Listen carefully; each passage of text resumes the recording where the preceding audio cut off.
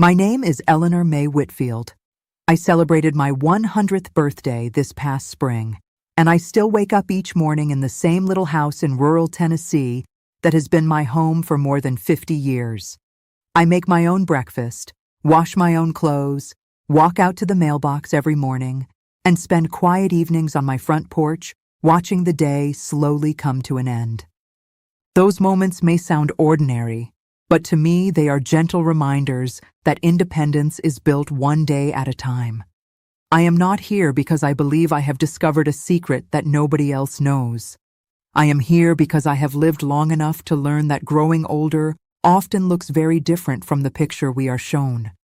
Every day we hear new advice promising better health, more energy, or a longer life. Some suggestions may be helpful for certain people, while others may not fit every situation. My goal is not to tell you what you must do. I simply want to share what I have experienced and the habits that have helped me continue caring for myself over many years. If you are over 60, or if you love someone who is, I hope you will stay with me until the end of this conversation. What changed my life did not happen overnight, and it was never about chasing perfection. It was about making small decisions with patience, gratitude, and consistency. Looking back across 100 years, I have come to believe that the greatest gifts we can give ourselves are hope, purpose, and the willingness to keep caring for both our bodies and our hearts, one ordinary day after another. As I look back over those many years, I realize that my life did not always feel as peaceful as it does today. There was a season when I believed my independence was quietly slipping away, and I remember it as clearly as if it happened yesterday. I was 67 years old when I first noticed that my body was asking for more patience than it ever had before. My husband Harold had passed away 2 years earlier, and the silence inside the house felt heavier than it ever had. At the same time, my knees began to ache after simple chores. My legs grew tired much sooner than they used to, and getting up from my favorite chair required more effort than I wanted to admit. Some evenings I found myself reaching for the hallway wall as I walked through the house, not because I wanted to, but because it made me feel a little steadier. Those were small moments, yet together they planted a very large question in my heart. Was this the beginning of losing the life I had worked so hard to build? If you have ever felt that same uncertainty, I want you to know that you are not alone. Many people experience changes as they grow older, and those experiences can bring understandable worries. For me, the fear was not simply about weaker knees or slower steps. It was about wondering whether I would still be able to care for myself a few years later. What surprised me most was that fear itself was not the problem. Fear became a quiet invitation to pay closer attention. Instead of pretending everything was fine, I finally admitted to myself that something needed to change. That honest conversation with my own heart became the first step toward building healthier daily habits.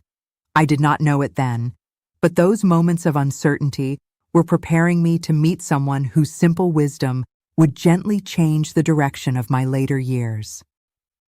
Not long after that difficult season, life placed someone in my path who changed the way I looked at growing older. Her name was Ruth, and she lived just a few houses down the road. She was 81 years old, more than a decade older than I was at the time, yet she carried herself with a quiet strength that immediately caught my attention.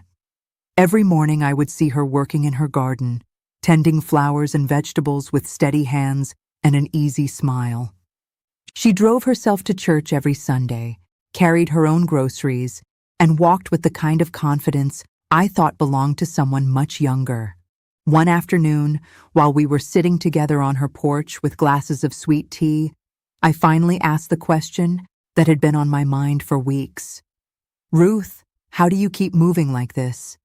She laughed softly and told me there was no great secret. She said she simply tried to give her body what it needed and stayed faithful to small, healthy habits every single day.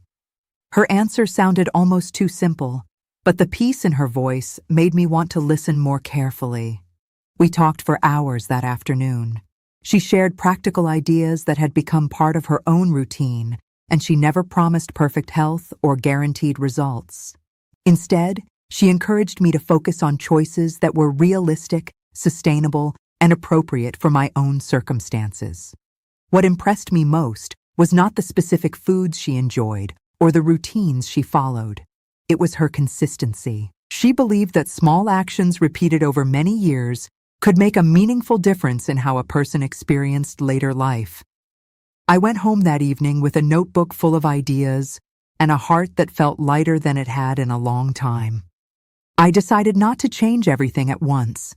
Instead, I chose one small habit, then another, allowing each one to become part of my daily life.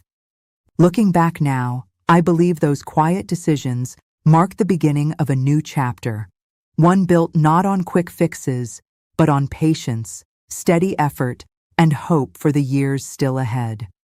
After that afternoon on Ruth's porch, I did not rush to empty my kitchen cabinets or completely change the way I ate. At my age, I had already learned that lasting habits are usually built through steady steps rather than dramatic promises. Ruth encouraged me to begin with simple foods that were easy to find, easy to prepare, and able to fit naturally into everyday life. She spoke about pumpkin seeds, tart cherry juice, spinach, salmon, lentils, Greek yogurt, eggs, and sweet potatoes. She explained in plain language that these foods provide nutrients that can support overall health as part of a balanced diet. She was never trying to convince me that one ingredient could solve every problem. Instead, she believed that regularly choosing nourishing foods was one way of caring for the body that carries us through life. I started slowly. One week, I added a handful of soaked pumpkin seeds to my morning routine. Later, I included spinach with my breakfast, prepared salmon when it fit my budget, and made lentil soup often enough that it became a familiar comfort rather than a special meal. Little by little, those choices stopped feeling like a plan and simply became part of how I lived. As the months passed, I paid attention to how I felt. I noticed that preparing wholesome meals encouraged me to stay engaged in caring for myself. My mornings became more organized, and I found satisfaction in following a routine that reflected intention instead of convenience. Those observations were personal to me, and every person may have a different experience depending on their own health and circumstances. Looking back now, I realize the greatest change was not the foods themselves. The real transformation came from changing my mindset. Healthy eating stopped being something I did for a few weeks and became an everyday expression of gratitude. Every meal was a quiet reminder that even small choices, repeated with patience over many years, can become part of a life filled with greater confidence, purpose, and independence. As those simple meals became part of my everyday life, I slowly discovered something even more important than what was on my plate. The food mattered, but it was never the whole story. Looking back now, I do not believe there was one ingredient that changed my life. What truly made the difference was the decision I repeated every single morning before the day had even begun. I would wake up, place my feet on the floor, and remind myself that my life still had value. I was no longer caring for my body because I wanted to turn back the clock. I was caring for it because I believed the years I had been given still deserved my attention and respect. That small shift changed the way I approached every habit that followed. Many people ask how they can stay motivated to eat well or take better care of themselves. My honest answer is that motivation comes and goes. Some mornings you feel energetic, and other mornings you do not. If your habits depend only on motivation, they often disappear when life becomes difficult. But when those same habits are connected to gratitude and purpose, they become much easier to continue. My breakfast slowly became more than a meal. Preparing eggs, spinach, yogurt, or whatever nourishing foods I had chosen for the day became a quiet promise to myself. It reminded me that I was still worth caring for, regardless of my age or the challenges that naturally come with growing older. That simple ritual gave structure to my mornings and encouraged me to begin each day with intention instead of worry. I also learned to be patient with myself. There were days when I did everything I had planned, and there were days when life did not unfold so neatly. I stopped chasing perfection because perfection rarely lasts. Consistency mattered far more than getting everything exactly right. After more than 30 years, those routines no longer feel like rules. They feel like acts of gratitude. They remind me that lasting health is built through many ordinary choices made with kindness, realistic expectations, and the quiet belief that every stage of life is still worth living well. As the years passed, I realized that the meals I prepared each morning were nourishing more than my body. They were reminding me to care for my heart and my outlook as well. Healthy habits became easier to maintain because they were supported by something deeper than a shopping list or a recipe. They were rooted in faith, patience, and honesty. For me, faith has never meant expecting life to be free from difficulty. It has meant believing that every new day still carries purpose, even when I cannot yet see it. Each morning I thank God for another sunrise, another opportunity to learn, to love, and to use whatever strength I have been given. That simple practice helps me begin the day with hope instead of fear. I often think about my garden because it taught me one of the greatest lessons of growing older. You cannot rush a seed to become a flower. You water it, protect it, and trust that growth is happening even when nothing seems to change. I believe people grow in much the same way. Small acts of patience repeated over time often shape a life more deeply than dramatic moments ever could. Honesty was another lesson I had to learn. For a long time, I pretended that I was managing everything well, even when I felt frightened inside. The day I finally admitted to Ruth that I was afraid of losing my independence was the day I stopped carrying that burden alone. Speaking the truth did not solve every problem, but it opened the door to support, encouragement, and wiser decisions. If you are feeling lonely, uncertain, or discouraged today, please do not believe you have to hide those feelings. Acknowledging them is not a sign of weakness. It is often the beginning of healing and growth. In my experience, treating ourselves with honesty and kindness allows us to make thoughtful choices without shame or despair. That gentle attitude strengthened not only my daily habits, but also my relationships, my peace of mind, and my ability to face each new season of life with quiet confidence. As I became more comfortable caring for myself with patience and honesty, another lesson quietly entered my life. I had spent so much time asking how I could stay strong that I almost forgot to ask a different question. How could I still be useful to someone else? Looking back now, I believe that question changed me just as much as any healthy habit I adopted. Across the street lived my neighbor James. He had recently lost his wife, and anyone who has lived through that kind of loss recognizes the silence it leaves behind. One Sunday afternoon, while making a pot of vegetable soup for myself, I decided to prepare a little extra and carry it over to his house. It was not part of a grand plan. It simply felt like a kind thing to do. The following week, I did it again. Before long, it became a quiet tradition. We would sit together for a little while, share a meal, talk about our memories, and sometimes enjoy long moments of comfortable silence. I cannot say exactly who benefited more from those visits. James appreciated the company, but I discovered that I was receiving something valuable as well. Every Sunday I woke up with a reason to begin the day. I had groceries to prepare, soup to stir, and someone who would be happy to see me. Those simple responsibilities encouraged me to stay active, keep moving, and remain connected with the people around me. They reminded me that even after retirement and loss, my life still had something meaningful to offer. Over the years, I noticed a similar pattern among many older adults I admired. They were not necessarily the strongest or the wealthiest people in town. They were the ones who continued finding ways to contribute. Some volunteered at church, others checked on neighbors, cared for grandchildren, or simply made regular phone calls to friends who lived alone.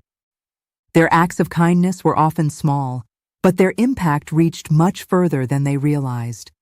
That experience taught me an important lesson. Purpose does not always arrive through extraordinary achievements. Sometimes it begins with one bowl of soup, one thoughtful conversation, or one small act of generosity. When we continue giving what we can, according to our own abilities and circumstances, we often discover that kindness has a remarkable way of strengthening both the person who receives it and the person who offers it. The more I found purpose in caring for others, the more I realized that the quiet moments I spent caring for myself also deserved my full attention.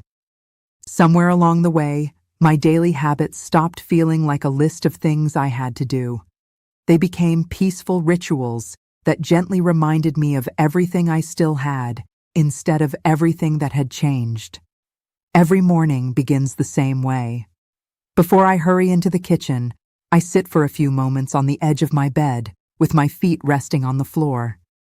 I take a slow breath, look toward the window, and whisper a simple thank you for another day. I have learned that gratitude does not erase life's difficulties, but it changes the way I carry them. Then I make my breakfast. I prepare eggs with spinach, enjoy a serving of Greek yogurt, pour a small glass of tart cherry juice, and reach for the pumpkin seeds that I soaked the night before. These foods have become familiar companions in my routine. More than that, preparing them reminds me that I am making time to care for myself with intention, rather than rushing through the morning without thought. When breakfast is ready, I sit by the window and watch the sunlight slowly fill the room. Some mornings I watch birds gathering in the yard. Other mornings I simply enjoy the quiet. Those peaceful moments help me begin the day with a calm mind before the responsibilities of the day unfold. Over the years, I have come to believe that growing older often teaches us to appreciate simplicity. We spend much of our younger lives searching for bigger achievements, but later we begin to recognize the beauty of ordinary moments, repeated with love and consistency. A familiar breakfast, a short walk to the mailbox, tending a few flowers, or sharing a conversation with a neighbor can become anchors that bring steadiness to everyday life. I no longer search for complicated routines or dramatic changes. Instead, I try to be faithful to a handful of habits that reflect the kind of person I hope to be. Those simple choices have given my days a gentle rhythm, and that rhythm has brought a sense of stability, gratitude, and quiet joy that has stayed with me through many seasons of life. As I sit here today and think back to that conversation with Ruth more than 30 years ago, I sometimes wonder what would have happened if I had convinced myself that I was simply too old to change. It would have been easy to believe that the habits I had followed for decades could never be replaced, or that my later years had already been decided. I am grateful that I chose to believe something different. One of the greatest lessons life has taught me is that it is never too late to begin treating yourself with greater care and respect. That does not mean every person will have the same journey or the same results. We all have different experiences, different health needs, and different challenges. But I do believe that meaningful change often begins with one small decision that feels possible today. Perhaps your first step is preparing a more balanced breakfast. Perhaps it is taking a short walk if your healthcare professional has encouraged you to stay active. Perhaps it is calling an old friend, spending a few quiet moments in prayer, or writing down one thing you are grateful for before the day begins. None of those actions seem dramatic on their own, yet over time, they can become the foundation of a new routine. Please do not measure your progress by comparing yourself with someone else. I made that mistake when I was younger, and it only left me discouraged. Measure your progress by asking one simple question. Am I caring for myself a little better than I was yesterday? If the answer is yes, then you are moving in the right direction. I have learned that patience is often more powerful than perfection. Healthy habits are not built in a single week. They are shaped by ordinary choices repeated through ordinary days, until they become part of who you are. Every nourishing meal, every thoughtful conversation, every gentle walk, and every moment of gratitude becomes another small brick in a life built with intention. No matter how many birthdays you have celebrated, today is still an opportunity to begin. The future is not created by one extraordinary decision. It is quietly shaped by the small choices we continue making with hope, kindness, and steady determination. As I come to the end of my story, I find myself looking around this little home with a heart that is full of gratitude. I have lived long enough to see seasons of joy and seasons of sorrow. I have celebrated births and mourned losses. I have experienced days when everything seemed possible and days when simply getting out of bed felt like enough. Through all of it, life has continued to teach me that the greatest blessings are often the quiet ones we are tempted to overlook. If there is one message I hope you carry with you after listening to me, it is this: do not wait for the perfect moment to begin caring for yourself or the people around you. Start with what is already in your hands today. Prepare one nourishing meal. Take one walk that fits your abilities. Call one friend you have been meaning to speak with. Spend a few moments in gratitude before the day becomes busy. Small actions may seem ordinary, but over months and years, they become the story of your life. I also hope you will remember that your value does not disappear with age. Every wrinkle tells a story. Every challenge you have overcome has given you wisdom that no book can fully teach. There is someone in your family, your neighborhood, or your community who may benefit from hearing your experiences. Share your kindness freely. Listen with patience. Encourage someone who feels discouraged. Those gifts often leave a lasting impression long after the moment has passed. My journey is only one person's experience, and every path through aging is unique. There is no single routine that guarantees good health or happiness for everyone. Continue working with trusted healthcare professionals about your individual needs, and choose habits that are appropriate for your own circumstances. What has mattered most in my life has been approaching each day with gratitude, consistency, and a willingness to keep learning. Today, I am 100 years old, and I still believe tomorrow is worth preparing for. I still believe hope has a place at every age. I still believe that caring for our bodies, strengthening our relationships, and living with generosity can give each season of life its own beauty and meaning. If my story has reminded you of anything, I hope it is simply this: it is never too late to begin one small, positive habit, never too late to appreciate the people you love, and never too late to live each day with purpose, dignity, and an open heart. Thank you for spending this time with me, and I hope the next chapter of your story begins with one small step forward tomorrow morning.